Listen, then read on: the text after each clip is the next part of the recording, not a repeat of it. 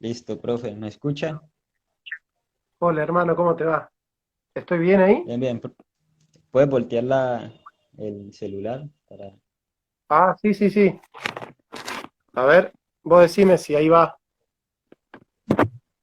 eso? Ahí, ahora sí, profe. Ya te vemos bien, ahorita sí. Listo, profe. Buenísimo. Bueno, primero agradecerte, ¿no? Por aceptar la invitación, ¿no? Sé que eres un hombre muy ocupado, ¿no? Entonces, agradecerte por la invitación, ¿no? Por aceptar la invitación. No, por favor, querido. Gracias a vos por invitarme a tu canal, ¿eh? Placer estar contigo. Bueno, bueno, para los que no conocen al profe Jonathan, el profe Jonathan, además de ser filósofo, es historiador, ¿no? Y pueden seguir su trabajo, ¿no? En su canal de YouTube. Aparece como Jonathan Carlos Ramos. Ahí pueden ver todos sus videos. Creo que hay un canal nuevo, ¿no, profe? Hay un canal nuevo que se llama Sinousia, canal alternativo. La primera I con Y, la segunda con I latina. Sí, para que sigan y aprendan mucho, ¿no? Yo por lo menos soy seguidor de tus videos y aprendo mucho, ¿no? Yo siempre he tenido, digamos, ese amor por la filosofía, ¿no? Desde el colegio. Pero al ver tus videos, como que uno como que se motiva más, ¿no? En aprender, ¿no? Sobre esta eh, bonita ciencia, ¿no? Como es la filosofía, ¿no? Che, ¿y cuántos años tenés vos? Yo tengo 21 años, soy estudiante de comunicación. Ah, mirá. Qué bueno, che. Sí, Qué bueno que te guste la filosofía, ¿eh? sí, sí, ¿no? Y además en la historia, ¿no? Pues habla que es de las primeras ciencias, ¿no? De las ciencias más antiguas, ¿no? Entonces yo creo que es de las ciencias fundamentales, ¿no, profe? Magistra mater est. Es madre de la vida. Sí, sí, sí. Sí, profe. Bueno, entonces como yo sé que tú también eres historiador, ¿no? Traté de hacer las preguntas de ambos, ¿no? De historia y de filosofía. Obviamente hay más de filosofía, ¿no? Porque eso es lo que yo creo que no solo a mí, sino a la mayoría, ¿no? Nos gusta, ¿no? Eh, bueno, la primera pregunta, que mira que yo te he escuchado también en tus videos que te gusta, ¿no? La teología, ¿no? Algo que también pues, a mí me gusta, ¿no? Yo creo que tenemos, además del nombre, ¿no? Eh, algo en común que es, digamos, que los dos somos reformados, ¿no? Yo también soy cristiano reformado, entonces yo creo que además del nombre, ¿no? Que acá se dice tocayo, no sé cómo se dice allá en Argentina. Tocayo, tocayo. Sí, sí, sí. Sí, acá se dice tocayo, ¿no? Entonces, además de ser tocayo, también que los dos somos reformados, ¿no? Entonces, la primera pregunta te la quería hacer, digamos, de teología.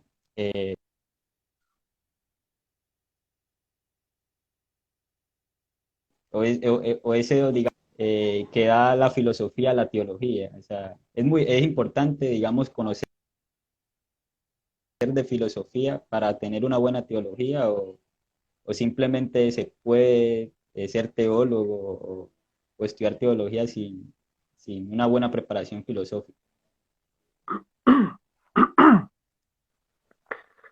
Yo voy a dividir la respuesta en dos, sí y Sí. no. Eh, Hoy ya es difícil ser el mejor teólogo sin saber de filosofía, pero se puede ser un buen teólogo sin saber de filosofía. Ahora, ¿qué teólogo vas a ser? Un teólogo reformado que con la fuerza de la palabra de Dios trata de defender la fe. Ahora, la filosofía te da la posibilidad de argumentar no solamente para aquellos que están dentro del cristianismo, sino para aquellos que están fuera del cristianismo. Entonces, te divido la respuesta en dos y te digo, aquellos que no tienen formación filosófica y solamente han leído la Biblia, solamente le pueden hablar a los cristianos, a aquellos que han aceptado voluntariamente someterse a la revelación de Dios. Pero aquellos que quieren hablar con los no cristianos, si no saben de filosofía, no pueden hablar. No pueden hablar porque la Biblia es autoridad para aquellos que aceptamos la autoridad de la Biblia. Pero el ateo, que no acepta la autoridad de la Biblia, no toma como argumento válido lo que dice Levítico 2:28. Entonces, aquellos que no tienen formación filosófica no pueden hablar los ateos en sede que los ateos reconozcan como válida, que es la sede racional. Así que te diría, se puede ser el mejor teólogo cristiano sin saber de filosofía, pero no le vas a hablar a nadie que no sea cristiano. Y creo Ser. que, sí, y perdón te interrumpo, y creo que, digamos, además de eso, digamos, le abre a uno más puertas, ¿no? Tener una buena filosofía, ¿no? Porque a la hora de, como usted dice, conversar digamos, con un ateo, ¿no? Que tenga una formación, digamos, filosófica, ¿no? Ellos te salen con Kant, con Hegel, con toda esta gente, ¿no? Y entonces si uno no tiene una buena formación, ¿no? No va a tener con qué argumentos, con qué, digamos, hacer nuestro trabajo que en sí es evangelizarlo, ¿no? Pero para poder llegar a esa evangelización hay que conocer, ¿no? Un poquitico de filosofía. Con la Biblia en una mano y con el diario en otra mano, decía Barth, ¿no? Sí, sí, sí. Bueno, profe, te tenía otra pregunta por acá. También he visto que en tu canal hablas de metapolítica, ¿no? Me corriges, así se llama, ¿no? Metapolítica. Metapolítica, sí, sí, sí. Eh, y veo que hablan mucho digamos, como decía, digamos, Laje, ¿no? De esa batalla cultural cada uno desde su punto, ¿no? Y tú desde la filosofía yo creo que estás haciendo tu labor, ¿no? Entonces te escuchaba hace poco algo muy interesante, ¿no? Que hablaba sobre el capitalismo progresista, ¿no? Entonces me gustaría que nos hablara un poco de qué se trata y cuáles son los peligros, ¿no? Digamos, tiene ese capitalismo progresista.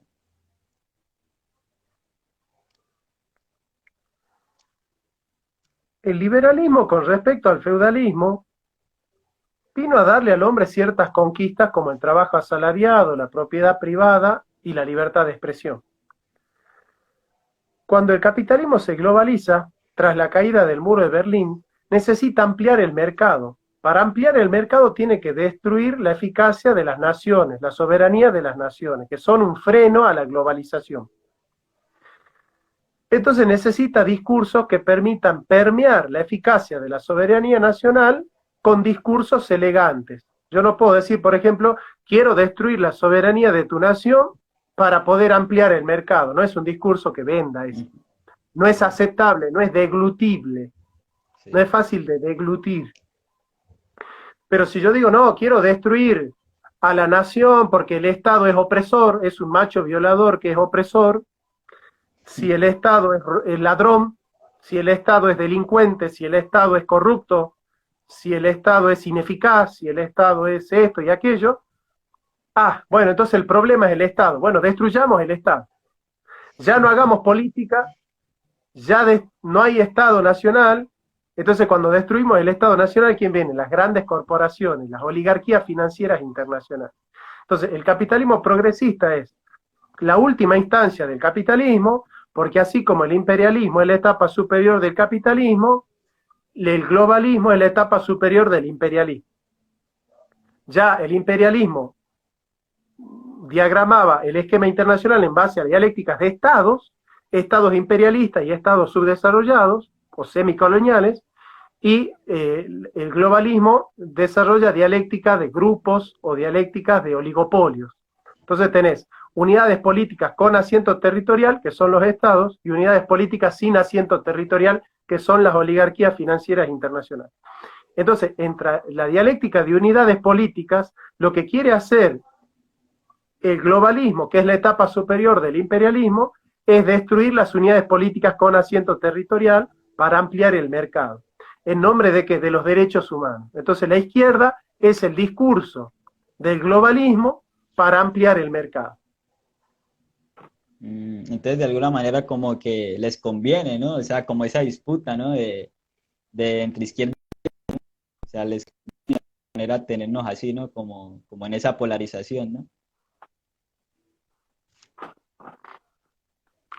La izquierda y la derecha, disculpa que voy a abrir acá, la izquierda y la derecha son dialécticas modernas que están hechas para destruirla a la comunidad. A ver, en el consenso de Washington, ¿quiénes son los que hicieron el consenso? Los neoliberales y los socialdemócratas. Entonces, ¿qué es la globalización? La expansión del capitalismo salvaje por izquierda a través de la socialdemocracia y por derecha a través del neoliberalismo. Sí, sí. La verdad que es muy interesante entender eso, ¿no? Porque yo creo que en este tiempo, ¿no? Donde, digamos, en este tiempo donde, digamos, los filósofos, los científicos, se puede decir también los historiadores, ¿no? Están en ese proceso de ser postmodernos, ¿no? Como le llaman, ¿no? Y entonces vemos que cada uno como que escoge un bando, ¿no? Cada uno o me voy para la izquierda o si no, soy de derecha, ¿no? Entonces no hay como, digamos, un término medio, ¿no? Que diga, no, yo no soy ni de izquierda ni de derecha, ¿no? Entonces es muy interesante entender eso, ¿no? De que puede haber, digamos, no necesariamente uno tiene que ser de derecha o de izquierda, ¿no? Para tener una postura, ¿no? Política, ¿no? Entonces es muy interesante eso. La otra pregunta que te tengo eh, es también sobre teología. Como te digo, como te he escuchado, sé que te gusta mucho la teología, aunque no eres teólogo, ¿no? Es claro aclararlo. Eh, y hace poco vi un debate que me pareció muy interesante, ¿no? No me acuerdo con quién, ¿no? Sobre ese tema, ¿no? Sobre la reforma, ¿no? Protestante y el catolicismo. Entonces te quería preguntar, ¿cuál crees tú que, digamos, es como eso que nos distingue, ¿no? De la teología, digamos, católica, ¿no? O sea, ¿cuál es como ese punto que nos distingue en sí del catolicismo? Bueno, lo que nos distingue a nosotros es una concepción muy particular de la gracia, que va en línea con una tradición medieval que se llama el agustinismo, que concibe la gracia.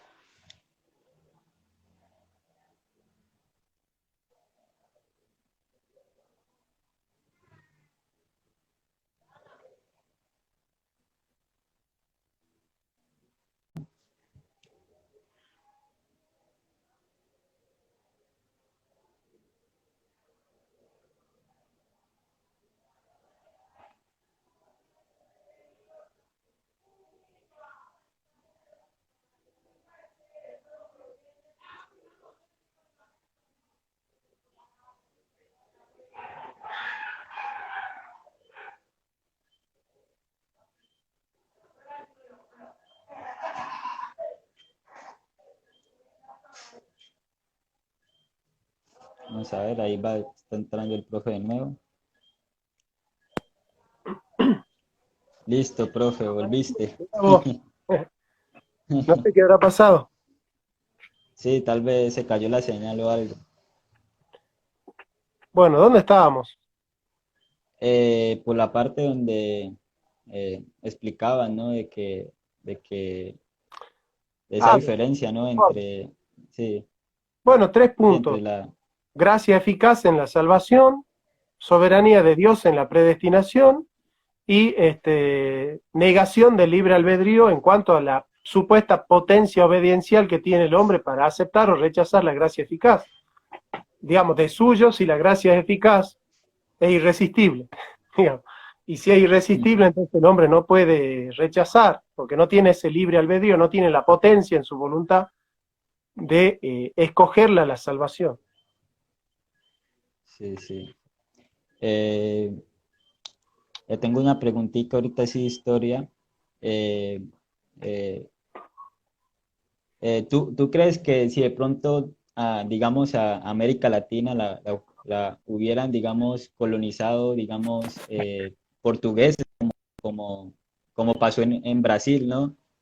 O ingleses, como pasó en América o Estados Unidos, ¿no? Hubiese sido diferente, hubiera cambiado la cultura en la que hoy vivimos o fue un avance que llegaran los españoles a algunos países de acá de América Latina. Fue lo mejor que nos pudo haber pasado. Si llegaban los ingleses, nosotros seríamos ladrones, como los yanquis. Si hubiesen llegado los portugueses, bueno, estaría bien, porque los portugueses y los españoles son lusitanos, son iberos. España, nosotros recibimos la versión de España del tardo medioevo, la baja edad media. Es un humanismo escolástico muy bueno, es un humanismo cristiano, es la gran ecúmene cristiana, es la gran cultura cristiana, la gran cristiandad, la cristiandad menor, la última cristiandad. Somos una raza criolla porque el español se cruzaba con el indígena. Los ingleses no se cruzaban con los indígenas norteamericanos. ¿eh? Entonces eso ha sido muy bueno porque somos la raza más joven, somos la raza criolla. Así que fue lo mejor que nos pudo haber pasado, que vengan los españoles. Sí, te lo preguntaba porque mira que digamos, bueno, aquí en Colombia, no sé si pasa en otro lado, ¿no? A veces cuando estamos, digamos, en el colegio, ¿no? Aunque digamos yo en el colegio, lo que aprendí de historia, ¿no? Acerca de eso, ¿no? De nuestra historia, ¿no? Fue muy poquito. Entonces ya lo que aprendí fue ya, digamos, autodidacta, ¿no? De nuestra historia, ¿no? Entonces es curioso porque a nosotros se nos hace ver como la historia como algo como muy, si se puede decir, trágico, ¿no? Como que nos vinieron a robar, a saquear, pero no ven como el lado positivo, ¿no? En general de la cultura, ¿no? Entonces por eso te lo preguntaba, ya que tú eres historiador y pues sabes más o menos del tema, ¿no? Pero es curioso eso, y mira que no solamente pasa acá, yo he escuchado en otras partes, ¿no? Que hacen ver como la historia diferente, ¿no? O sea, como que los españoles son los nuestros enemigos, o sea, ellos son como que los ¿Sabes, causantes, ¿no? ¿Sabes en qué ¿Me país ha escuchas? triunfado? ¿En qué país ha triunfado más la leyenda negra? Se llama así la leyenda negra. ¿Sabes en qué país ha triunfado más esa leyenda negra? ¿En cuál? En España. Mm. Sí, sí. Eso he visto mucho porque tengo algunos amigos allá, ¿no? Y ellos me dicen que la historia que nos, digamos, a nosotros nos cuentan, ¿no? De que ellos llegaron y toda la cuestión no es la misma que ellos allá cuentan de nosotros, ¿no? ¿Entender? O sea, es como que hay esa dicotomía ahí, ¿no? Entonces es curioso eso, ¿no? Porque hay como, no sé, como, sí, una falsa historia, ¿no? De todo, ¿no? Y entonces solamente vemos lo negativo, ¿no? De que a la fuerza, de que a la fuerza nos colonizaron, de que mataron indios, bueno, todo ese tipo de cosas, ¿no? Pero a la misma vez uno ve, digamos, que digamos, las creencias que tenían, digamos, nuestros indígenas, ¿no? Antes de la colonización eran también fuertes, o sea, no era que era todo positivo, ¿no? Eran fuertes, sacrificaban niños también, o sea. Entonces yo digo que si no hubiesen llegado los españoles, yo creería que digamos, todas esas costumbres, ¿no? Digamos, fuertes, ¿no? Todavía, digamos, fuera como algo natural, ¿no? Entonces, menos mal llegaron los españoles con la cultura cristiana y pues más allá, digamos, de que algunos errores tuvieron, somos influenciados por ellos mucho, ¿no? Bueno, la siguiente pregunta que te tenía, vi también hace poco un debate que me pareció muy interesante con Monedero, es que se llamaba él, ¿no? Juan Juan Monedero. Carlos, sí, sí, Eh, un amigo. sí, que también lo sigo, de verdad que aprendo muchísimo con Monedero. Muy Es bien. un gran intelectual, al igual que Urbina, ¿no? Que también creo que lo conoces, ¿no? Por ahí los vi a los tres Amigos los tres. en un video. Sí, sí, muy genio los tres. Entonces escuchaba hablar sobre algo muy interesante, porque yo también tenía esa percepción errónea, ¿no? O sea, como que ligaba la filosofía con el cristianismo, y yo decía, no, hay filosofía cristiana, ¿no? Entonces cuando te escuché en ese debate, me pareció muy interesante, ¿no? Porque pues no lo había visto como de esa manera, ¿no? Entonces me gustaría que pues, nos dijeras, digamos, cuál es, digamos, por qué de alguna manera tú te atreves a decir que no hay filosofía cristiana en general. El carácter de filosofía lo da el procedimiento y no una cualidad de la persona. Yo soy blanco, pero yo no hago filosofía blanca. Yo soy, qué sé yo, soy salteño, pero no hago filosofía salteña. Soy varón y no hago filosofía masculina. digamos, el carácter de la filosofía te lo da el procedimiento. Si yo en mi procedimiento estoy siguiendo la salteñidad, sí, hago filosofía salteña, pero lo da el Mm, procedimiento, lo da el carácter del procedimiento, el carácter metodológico del objeto formal quod es el que da el procedimiento y es el que le da el carácter a la filosofía. Digamos, se resuelve el conocimiento en el objeto formal quod. Entonces, que una persona sea cristiana no hace que todo lo que haga sea cristiano. Digamos, vos cuando, si sos carpintero y haces la mesa no es cristiana. Si vos sos herrero y haces una herradura, la herradura no es cristiana, digamos. Entonces, eh, hay filósofos cristianos, pero que cuando hacen filosofía no hacen filosofía cristiana, hacen filosofía realista, hacen filosofía marxista, hacen filosofía idealista. Esas son las cualidades de una filosofía. El empirismo, el racionalismo, el idealismo, la fenomenología, esos son tipos de filosofía. El cristianismo no es un tipo de filosofía. El cristianismo es una religión, como le dice Tito 1.1. exacto. ¿Vos sabías que el Tito 1.1 dice que el cristianismo es una religión? Sí, sí, sí lo he visto, claro. Y yo, mira que yo tenía ese concepto también de, digamos, el de religión, ¿no? No sé si tú has visto que lo tenemos como muy satanizado en la cultura, ¿no? O sea, se habla de, yo soy de tal religión y la gente como que piensa que decir de alguna religión está mal, ¿no? O sea, como que tiene eso en la mente, ¿no? Ese concepto de religión como algo malo, ¿no? Cuando es bíblico. Los Entonces, evangélicos te dicen, yo no es, tengo una religión, yo tengo una relación. Esto empieza Chuy Olivares y que- Armando Alducin, todo eso comienza a decir, no, religión son el Islam, el judaísmo, el catolicismo romano, esos son religiones, nosotros no tenemos religión.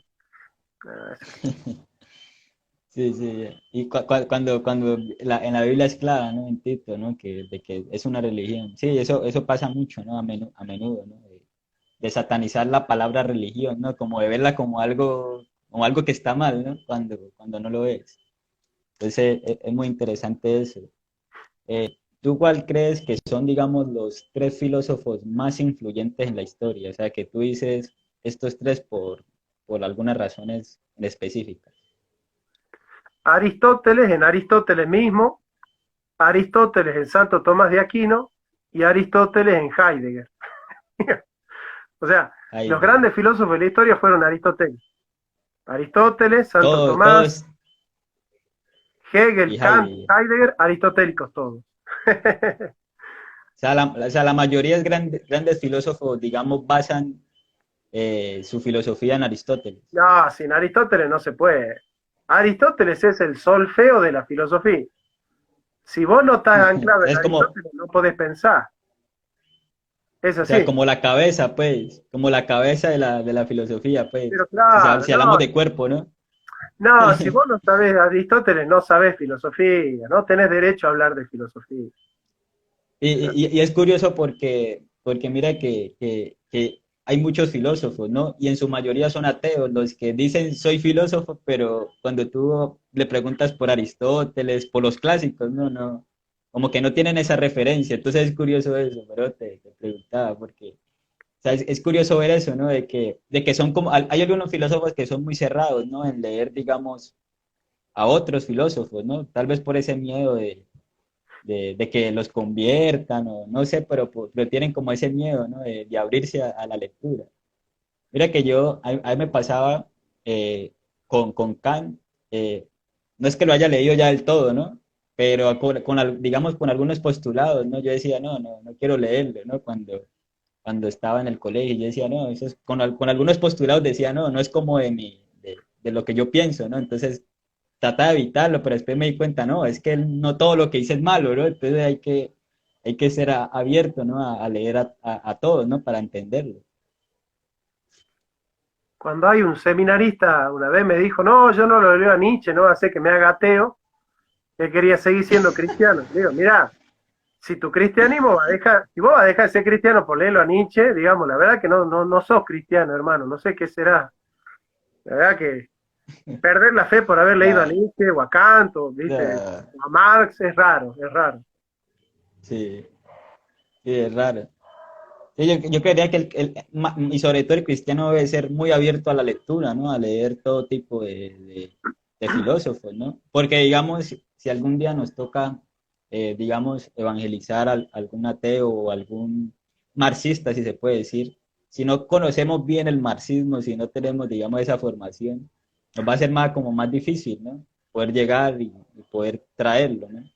Entonces yo creo que hasta para eso, ¿no? Que es algo, digamos, fundamental, ¿no? Del cristianismo, ¿no? De la evangelización, ¿no? Entonces, por eso yo creo que la filosofía, digamos, es una ciencia muy fundamental, porque yo creo que, como usted lo decía, de ahí parten, ¿no? Las demás ciencias. Entonces, si uno tiene una buena filosofía, puede entender, ¿no? Mucho mejor o sea, más claro por lo menos, ¿no? Porque, digamos, responde esas preguntas existenciales, esas preguntas que uno tiene, uno dice, bueno, ¿y por qué estoy aquí, no? Por lo menos hace poco, no sé si te acuerdas que te dije que iba a empezar a leer a Aristóteles, ya lo había leído, pero no había leído algunas obras, ¿no? Una de esas era Ética a Nicómaco, ¿no? O lo había leído, pero tal vez no lo había leído del todo, ¿no? Algunas partes. Entonces, hay uno, digamos, en ese libro puede ver, digamos, o sea, se puede ver cómo Aristóteles responde a preguntas que son bien existenciales, ¿no? De por qué estamos, de cuál es como nuestra razón para llegar a la felicidad, ¿no? Todo ese tipo de cosas, ¿no? Nosotros nos tenemos que hacer griegos con los griegos para salvar a los griegos, ¿no? Entonces tenemos que examinarlo Exacto, todo y retener lo bueno exacto. y Y desechar retener lo lo malo. bueno. Y que hay que leer todo, eh, sobre todo a los enemigos, claro. sí, hay que conocerlos bien, ¿no? Y sobre todo en este tiempo, ¿no? Donde, digamos, las ideologías, ¿no? Están surgiendo, ¿no? Liberalismo. Entonces ya vemos acá al progresismo, ¿no? Vemos todas estas ideologías que se riegan, ¿no? Y tal vez, digamos, muchos cristianos, ¿no? Por no tener una buena formación, por eso como que se puede decir nos dejamos llevar, ¿no? Muchas veces por esas ideas, ¿no? Por no tener una buena filosofía, ¿no? Y no Ahí tener está, claros esos conceptos, ¿no? lo dijiste muy bien. Eh, eh, te escuché hace poco hablar también sobre eh, sobre la modernidad, ¿no? De cómo, digamos, usa la dialéctica, ¿no? Como a su favor, ¿no?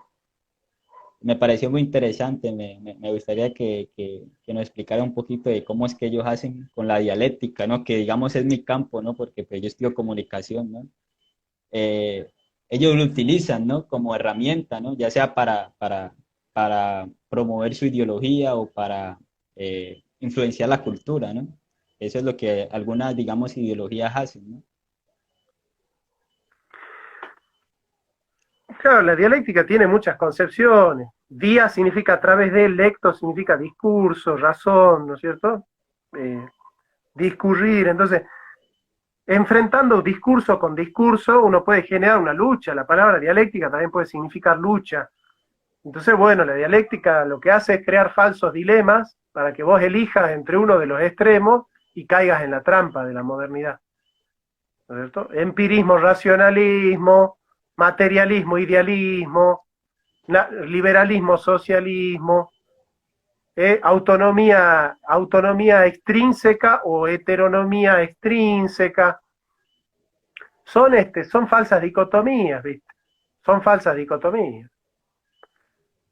Romanticismo, progresismo, ilustración, son falsas dicotomías. Nosotros no tenemos que entrar en las falsas dicotomías, porque no nos ayudan a pensar. Exacto. Entonces, digamos, ¿cuál sería esa diferencia entre socialismo y comunismo? O tienen que ver mucho en su... El socialismo es una etapa del comunismo. Es la etapa Mm, de transición al comunismo. El comunismo se instala cuando ya no hay Estado. El socialismo es el que a través del Estado trata de llegar a la instancia de la posesión comunitaria de los medios de producción, digamos, ¿no? El tema es que cuando los progresistas llegan al Estado no quieren dejar más. Entonces nunca se llega a la instancia de la revolución comunista, porque en la revolución comunista el Estado tiene que desaparecer. Y cuando los proletarios, cuando estos supuestos proletarios, que en realidad es la casta, la vanguardia, llega al Estado, se convierte en el Politburó. Y en el Politburó ya no quieren dejar nunca el Estado, ¿no? Entonces se convierten en socialdemócratas. Mirá qué Sí, bien que me salió. Este pedacito lo voy a recortar y lo voy a subir. Me gustó cómo lo dije. sí, sí. Sí, sí, es muy interesante, ¿no? Sí, porque mira que te lo preguntaba porque uno a veces, ¿no? Tal vez, sí, por no estudiarlo más a fondo, ¿no? Y yo también pensaba que el comunismo, digamos, o era como casi igual al comunismo, ¿no? Entonces, cuando uno ya lo estudia, ve que es una etapa, ¿no? Entonces, eso es claro. Yo sé que hay muchos que tienen ese error, ¿no? Piensan que es lo mismo, ¿no? Cuando no lo es, ¿no? No, es Entonces, un error. Es un error. sí, es un error. Y es mejor el comunismo que el socialismo. Sí, sí, eso le iba a decir. Eh, te- Tenía otra pregunta por acá. Yo te escuché hace poco también en un debate, en ese debate que creo que duró casi 4 horas, ¿no? Me corrija, un debate que duró casi cuatro horas con algunos, Ateo. algunos chicos ateos, ¿no? Y me llamó la atención una frase, por ahí la anotó, que dijo Heidegger, si no estoy mal, ¿no? No he tenido todavía la oportunidad, si soy sincero, de leerlo. Pienso, voy por Aristóteles, voy por la cabeza, voy bien. De Aristóteles pienso seguir con Santo Tomás, o tú me recomiendas que siga con otro, antes de Santo Tomás. No, Aristóteles, San Agustín, Aristóteles, Santo Y de Tomás, ¿está ahí, bien? y de ahí, puedo de ahí seguir con Heidegger para tener como una visión más clara, o Sí, sí, podés leer Ser y Tiempo. después cuando Algo ya para haya entender. leído a los dos, listo. Sí, Entonces te escuché decir que Heidegger decía que la ciencia no piensa, ¿no? Eso me causó mucha gracia porque yo decía, o sea, uno como que lo piensa, ¿no? O sea, yo también lo he pensado, yo decía, bueno, pero la ciencia simplemente es como muy, me hago entender, muy materialista, ¿no? O sea, lo que puede ver, lo que puede observar, pero la metafísica, ¿qué, no? Que es lo que habla, digamos, Aristóteles, lo ha dicho también Santo Tomás, ¿no? Si no estoy mal. Entonces, yo creería que eh, la ciencia, más allá de ser importante, ¿no? A la hora de hacer metafísica, ahí es como que tiene ese dilema, ¿no? Como con la metafísica, ¿no? Porque claro, es muy de experimento, muy de ver en un microscopio, ¿no? De poderlo observar, pero ya a la hora de no poderlo observar, como que tiene ese error, ¿no? Entonces me llama la atención eso. Entonces, ya que tú has leído a Heidegger, ¿tú por qué crees que Heidegger se atreve a hacer esa afirmación? los conceptos fundamentales de la matemática no son matemáticos. El concepto de número, de figura, no es un concepto matemático, es un concepto metafísico. Los conceptos fundamentales de la historia no son históricos. El concepto de tiempo, de hombre, de devenir, no es un concepto histórico, es un concepto filosófico. El concepto fundamental de la biología es materia, espacio, relación. Son conceptos metafísicos. Es decir, los conceptos fundamentales de la ciencia son conceptos metafísicos. Y aparte, cuando la historia se pregunta qué es la historia, ya no está haciendo historia, está haciendo filosofía de la historia. Cuando la ciencia se pregunta qué es la ciencia, ya no está haciendo ciencia, está haciendo filosofía de la ciencia. Cuando el arte se pregunta qué es el arte, ya no está haciendo arte, está haciendo filosofía del arte. La filosofía es la única disciplina que se pregunta quién es a sí misma. La pregunta qué es filosofía es una pregunta filosófica. Entonces, si vos no tenés Sí, la sí. posibilidad de pensarte y de construir tus propios conceptos fundamentales, no podés pensar. La única manera de pensar es ingresar a la filosofía.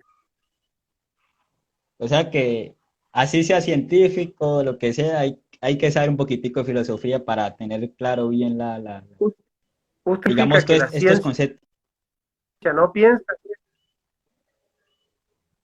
Sí,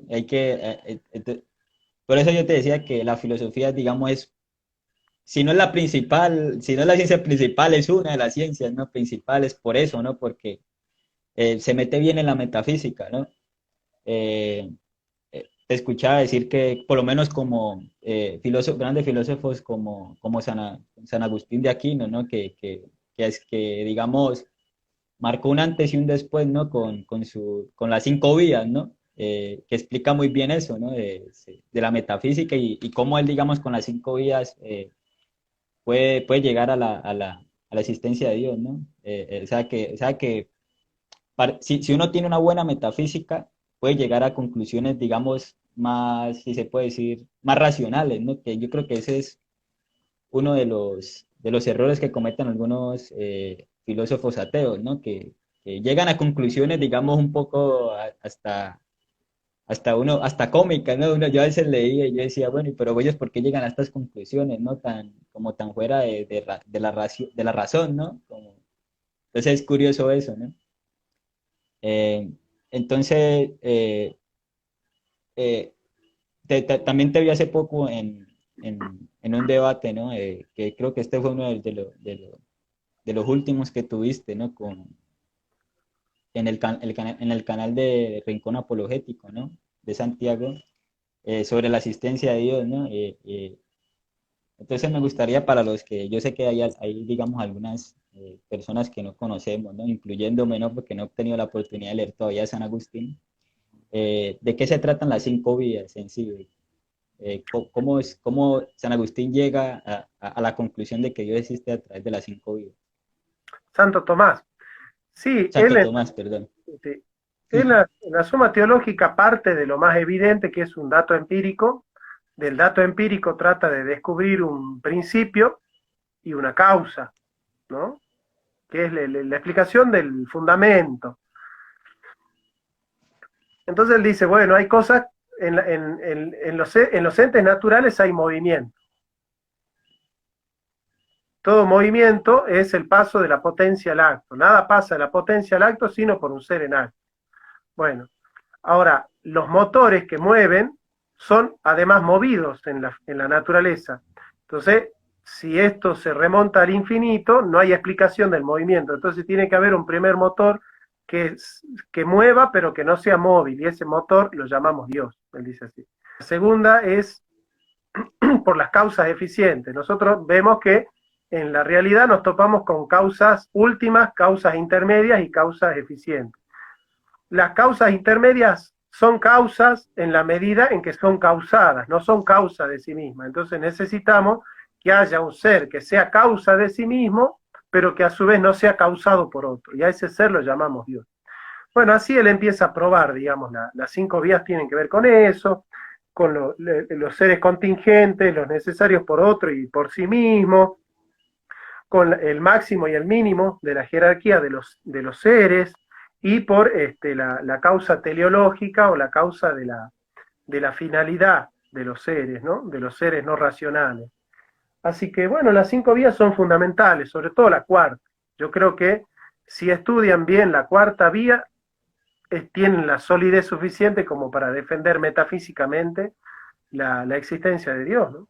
Sobre todo la cuarta. Sí, sí, sí, y yo creo que hoy en día es muy importante, ¿no? Conocer, ¿no? Las cinco vías, ¿no? Por digamos, el contexto en que estamos, ¿no? De que cada vez como que eh, al cristianismo se le quiere ver como algo fuera de la razón, ¿no? No sé si te ha pasado, ¿no? Como que el cristianismo no se puede razonar si se es cristiano, no se puede tener un buen racionamiento, ¿no? Entonces yo quería que por eso Santo Tomás, con las cinco vías, digo que marcó, ¿no? Un antes y un después en la filosofía, ¿no? Porque, o sea, esos temas, digamos así, metafísicos, ¿no? Bien profundos, hasta Santo Tomás creo que ninguno los había tocado, ¿no?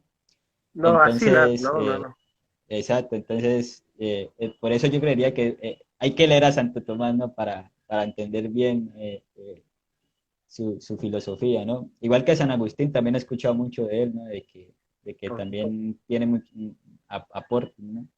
Por Me supuesto. recomendaba, sí, me recomendó un amigo, hay un libro que se llama Confesiones, si no estoy mal, que es de San Agustín, sí, que me lo recomendaba, ¿no? Que lo leyera, ¿no? O sea, que era No, muy interesante, ¿no? Porque muy él pasa importante, por muchas cosas, ¿no? Sí, claro. sí. Entonces, otro que tengo pendiente ahí, lo tengo varios pendientes, tengo a Heidegger, a Santo Tomás, a San Agustín, pero bueno, empecé por el principal, ¿no? O sea que voy bien, voy por Aristóteles, Está muy bien. que es Hay que bueno. seguir. Sí, sí. Eh, Vamos a ver, yo creo que ya esta sería una de las últimas. Igual tú, ¿qué crees tú que son cuáles son los principales, digamos, errores que tiene como digamos, el capitalismo? Este capitalismo de que, digamos, quiere como realizar, como que hacer todas las cosas, no solamente en lo económico, ¿no? Pero como que descuidamos la otra cosa, ¿no? La cultura, digamos, las otras cosas, ¿no? O sea, como que solamente economía, solamente si tenemos la economía bien, digamos, se nos puede llamar una sociedad, digamos, que está estable, ¿no? De que ha avanzado, ¿no? Pero a la misma vez se descuida la cultura, ¿no? Entonces, ¿tú qué crees, digamos, de cómo, digamos, un Estado puede ser, digamos, íntegro, ¿no? Tener, digamos, esa igualdad en todo, ¿no? En lo económico, pero también socialmente estar bien y culturalmente bien. ¿Cómo se puede lograr llegar a estar así? Bueno, la pregunta es larga y tiene dos o tres preguntas Sí, adentro. Yo te voy a responder la primera sobre el sí, sí. capitalismo.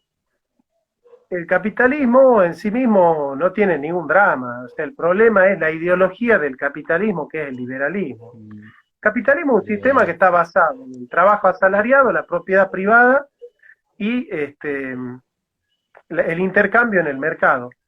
Cuando el intercambio en el mercado se convierte en mercantilismo, el mercantilismo en libre cambio, el libre cambio en materialismo y el materialismo en cosificación y en la alienación del hombre, bueno, ese es el problema del capitalismo.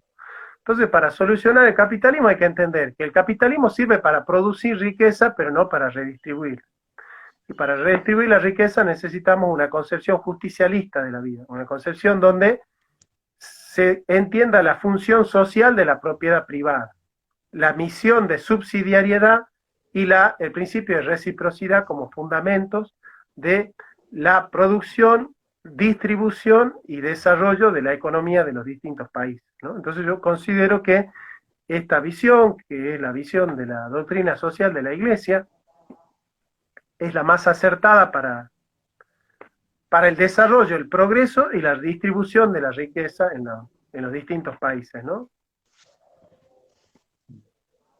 Eh, sí, yo creería que es muy importante, ¿no? Digamos, también conocer esa doctrina, ¿no? Porque yo creo que ¿Ya? nos da ese margen, ¿no? Para poder eh, para poder, digamos, identificar bien, ¿no? Cómo se puede lograr, ¿no?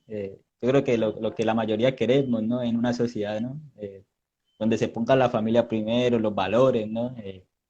Y sobre todo donde haya ética, ¿no? Porque yo creería que ahí es donde se falla, ¿no? En lo principal, ¿no? En tener un Estado que no es ético o que no tiene o que no sabe de verdad qué es la ética, ¿no? O sea, qué es ser ético, qué es tener todo a margen, ¿no?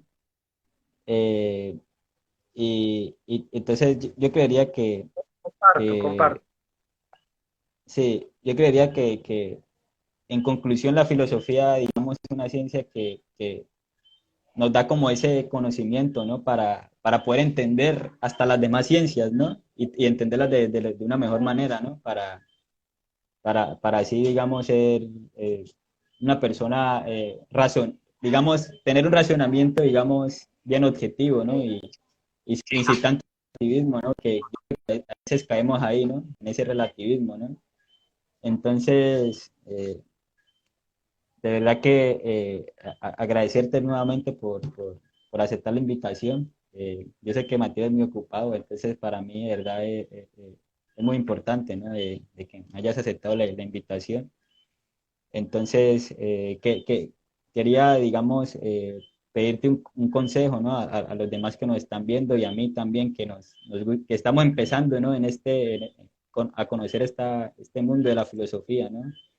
Eh, eh, que nos dieras como ese consejo para cómo empezar y cómo, digamos, digamos, para los que quieren, digamos, estudiar, ¿no? Que esa es como mi idea y también a los que quieren hacerlo, digamos, empíricamente o autodidacta, ¿no? ¿Qué consejo nos daría, ¿no?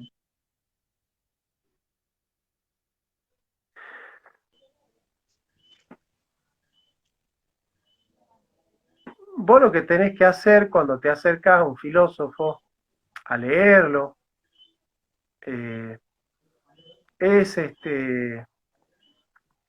tratar de empatizar con aquello que a él lo movilizaba, cuáles son sus grandes preguntas, cuál fue su contexto, qué formación ha tenido, contra quién él ha confrontado, cuáles son los conceptos fundamentales, tratar de hacer una historia de cuántos libros él ha escrito, qué ha querido transmitir en cada libro en líneas esenciales. Digamos, esas son las cosas que se hace para leer un autor. Y empezar de lo más sencillo a lo más complejo, ¿no? Eso te puede ayudar mucho. Sí, Y que bueno, leer una introducción a la filosofía te puede ayudar, una introducción amena, didáctica. Así que si vos empezás con eso, con un buen diccionario, el de Ferrater Mora, por ejemplo, ya es suficiente como porque vayas entendiendo algo. Y trata siempre de acercarte a un filósofo que sepa para que te pueda responder alguna pregunta.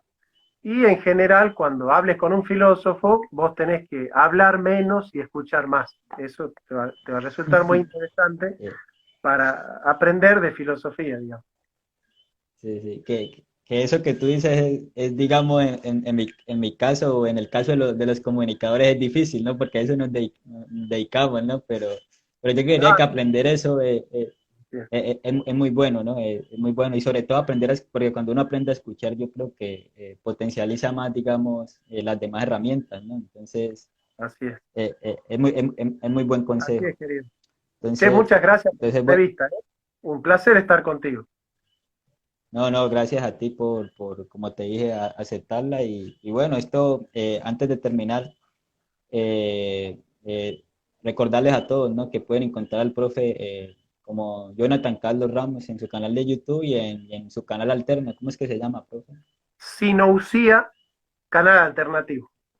Sinousia, canal alternativo. Eh, cuando, cuando suba este video al canal, pondré los dos links para que vayan y, y se eduquen, ¿no? Como lo hemos estado haciendo de filosofía, ¿no? Un fuerte abrazo, Y Johnny. además hay mucho, sí, ¿no? Igualmente, muchas gracias.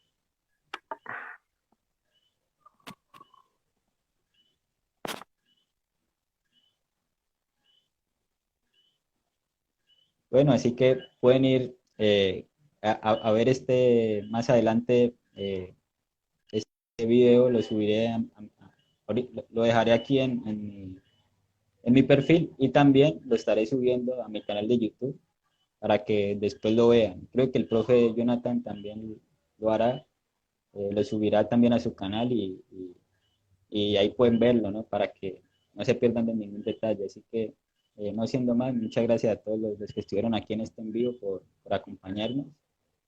Y bueno, los espero en la próxima. Vamos a ver si traemos a Dan Turbina, ¿no? Para, para los que lo conocen o para si no lo conocen, pueden ir también a su canal. Es otro filósofo brillante para que eh, los que quieran aprender de filosofía pueden ir a ver, ¿no? Todo su material.